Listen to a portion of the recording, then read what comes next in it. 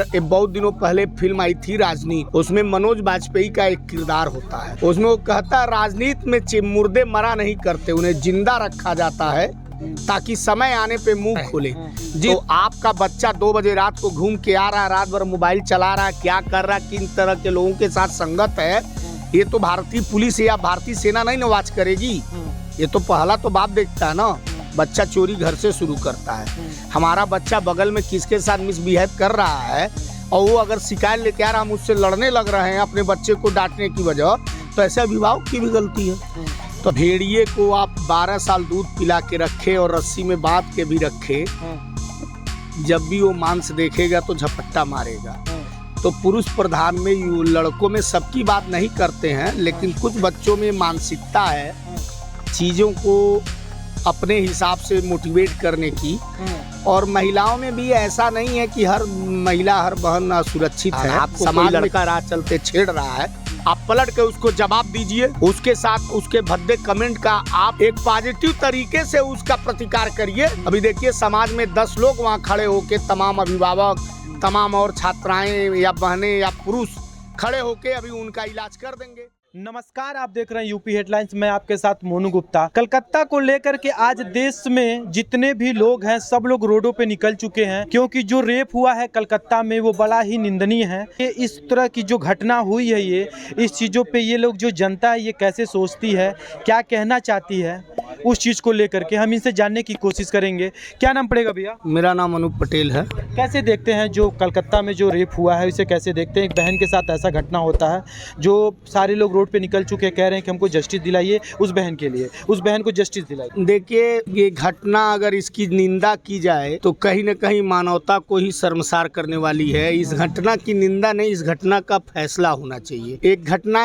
ऐसी ही मिलती जुलती 1.5 साल पहले हैदराबाद में हुई थी, जिसमें रीसीन क्रिएट करते समय जो भी रहा हो, जैसे भी रहा हो, पुलिस ने उन दरिंदों का इनकाउंटर किया था। वहाँ भी एक डॉक्टर बहन के साथ ही हुआ था। तो बाद में कुछ समाज के चैतन्य लोगों ने उस घटना की निंदा की थी। जिन लोगों ने उस रेप कांड की निंदा नहीं की, उसके बाद जो उसके पक्ष में पुलिस वालों ने जो ऑन द स्पॉट निर्णय लिया, उस पे उन्होंने उसका निंदा किया था।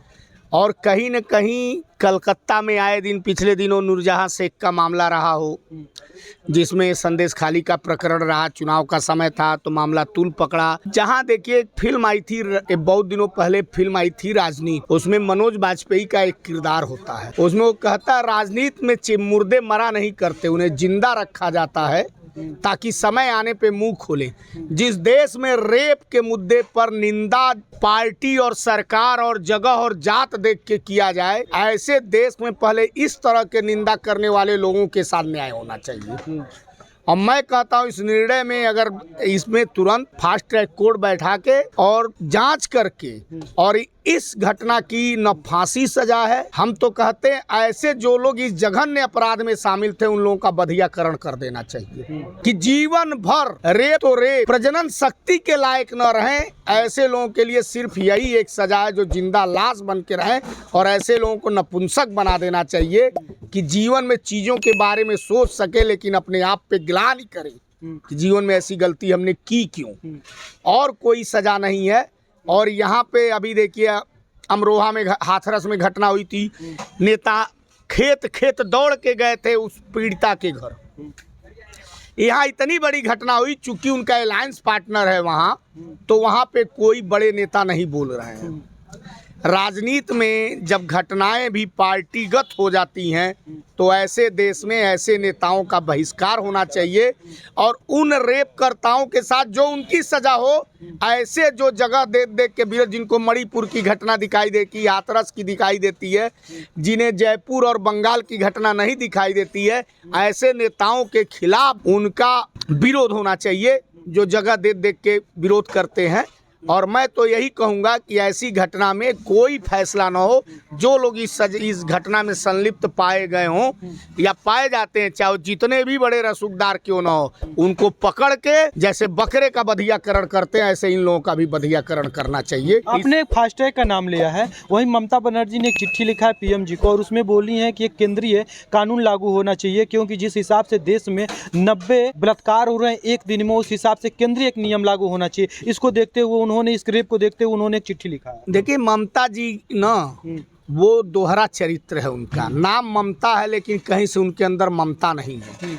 जिस ममता बनर्जी को कांग्रेस ने धक्का मार के और निकाला था, जीवन भर कांग्रेस को गरिया के बंगाल की सत्ता प्राप्त की, आज वही ममता कांग्रेस के गोदी में जाके बैठ गई हैं। और जो कहती केंद्रीय कानून, ममता जी अपने दिल पे हाथ रख के और बताएं कितने केंद्रीय कानून को बंगाल में लागू किया है। सीएए केंद्रीय कानून ही तो है जिसे बंगाल में लागू नहीं होने दे रहे हैं। नेशनल पॉपुलेशन रजिस्टर क्या है, ये भी बंगाल में नहीं लागू हो रहा है। तो ये चीज़ों को बंगाल में जो भी केंद्रीय फंड के पैसे जाते हैं वो अपने सुविधानुसार उसको तोड़ मरोड़ के खर्च करती हैं। तो ममता जी अगर ऐसी बात करती है तो कहीं ना कहीं उनके दोहरे चरित्र पे हमको हंसी आती है।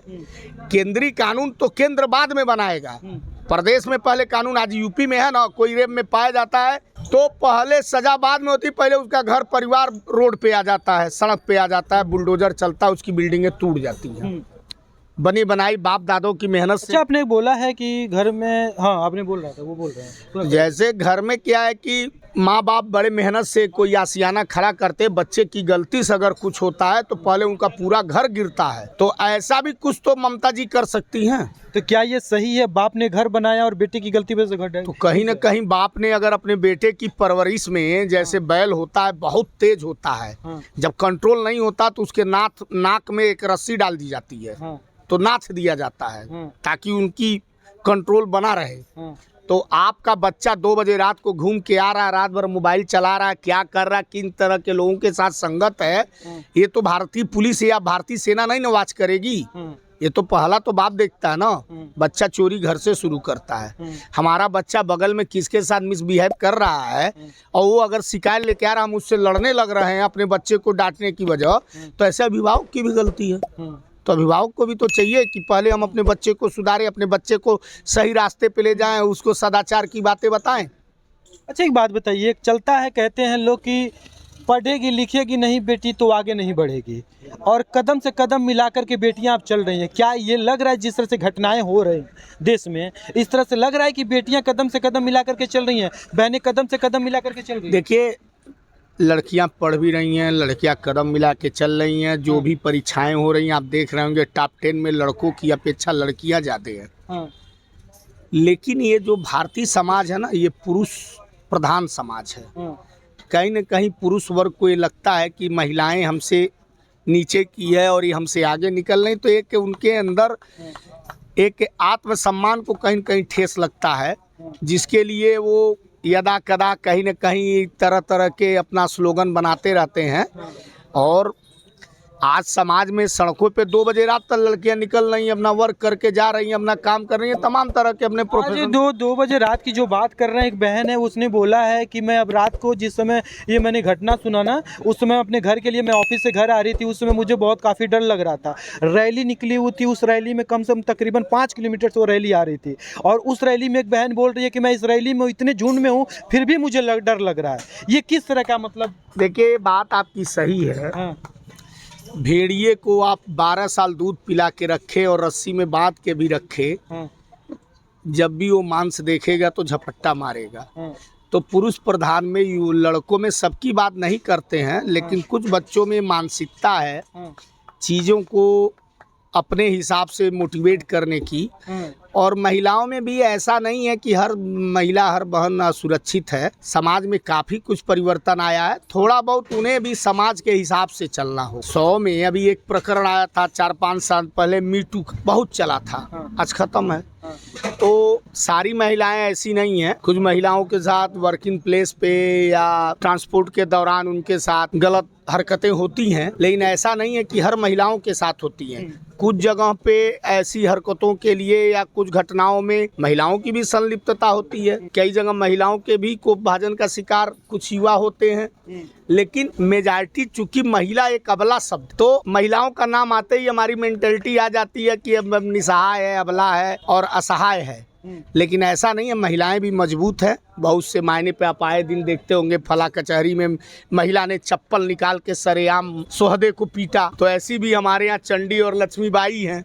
तो स्वाभाविक है कि जो चीज हमारे ऊपर स्वीकार्य नहीं है उसका प्रतिकार करने की जरूरत है महिलाओं को। और परिस्थितियों को अगर आप स्वीकार करते हैं तो कहीं ना कहीं अगले को लगता है कि इसमें उसकी मौन स्वीकृति है। तो जिस चीज को हमें बुरा लगता है, जिस जगह पे, जिस वक्त और जिस समय पर, चाहे वो कोई भी व्यक्ति हो, हमें उसका प्रतिकार करना चाहिए, जिस रूप में हो सके करना चाहिए।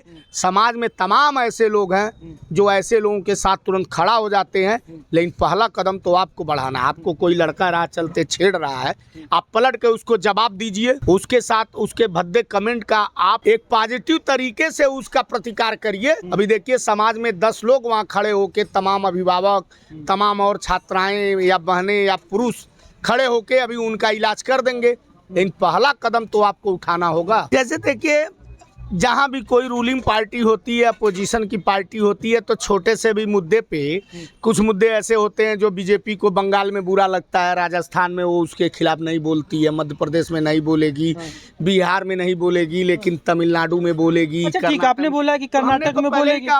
मुर्दे राजनीति में मुर्दे मरा नहीं करते, उनको जिंदा रखा जाता है और समय समय पे, ताकि वो मुंह खोल सके। अच्छा। तो राजनीति में सीमा और दल देख के मर्यादाएं बदल जाती हैं। तो राजनीति के बातों को नहीं, जन भावना क्या कहती है, जनमानस क्या कहता है, उस पर वो मुद्दा होना चाहिए। तो आपने बोला मुर्दे को जिंदा रखा जाता है राजनीति में, क्या इस बहन के साथ, इस मुर्द जो भी बहन है नहीं इस दुनिया में, उस बहन के साथ ऐसा क्या उसको राजनीति के लिए? ये तो राजनीति के लोग उसके साथ राजनीति, हमने कहा उसका एक ही न्याय है, ऐसे लोगों को पकड़ के तत्काल उनका बधिया कर देना चाहिए। लेकिन अभी तो वहाँ की जो कानून, वो जीवन पर्यंत वो इस तरह के नैसर्गिक सुख या पाप न कर सके, उनका बधिया कर दीजिए सीधे। फांसी से भी बदतर सजा है, ताकि वो जीवन पर्यंत अपने पौरुष को साबित न कर सके। और कोई सजा नहीं है, फांसी देंगे वो नजीर नहीं बनेगी। लेकिन अभी पकड़ के जैसे जो इसमें संलिप्त है, जांच करके जिनकी संलिप्तता पाई जाती है उनको पकड़िए, उनको बकरे की तरह उनका बधिया कर दीजिए, ताकि उनकी प्रजनन शक्ति खत्म हो जाए और नपुंसक हो जाए। जीवन पर्यंत करना 50% बलात्कार के केसों में रोक लग जाएगी। अच्छा। बलात्कार भी 2 तरह के आजकल हो गए हैं, एक तो परिस्थिति जन्य, आवेश में आके आदमी बलात्कार कर दे रहा है, और एक सहमति दर्ज बलात्कार। जैसे एक केस बनते हैं कि विवाह का झांसा देके, नौकरी का झांसा देके 3 साल से मेरे साथ शारीरिक शोषण कर रहा है, तो किसी लालच में आके अपनी मौन स्वीकृति दी न, कल आपका उससे नहीं पटा, आपका लेन देन नहीं ठीक चला, आपने उसके खिलाफ केस कर दिया। तो ये तो परिस्थिति जन्य है और मतलब ये जघन्य है, और इस बलात्कार की कोई सजा नहीं है। और जो दूसरे श्रेणी का बलात्कार है, जिसमें मौन स्वीकृति से बलात्कार हो रहा है, पहले तो प्यार हुआ, समझौते में कहीं कोई कमी रह गई तो बलात्कार हो गया वो, तो ऐसे में तो दोनों पक्ष को सजा देना चाहिए। लेकिन ये जो है, ये कहीं ना कहीं से पाप की पराकाष्ठा है, और ऐसे लोगों का जो मैंने कहा कि एक ही सजा है, बस बधिया करना। अच्छा ठीक है, थैंक यू सो मच।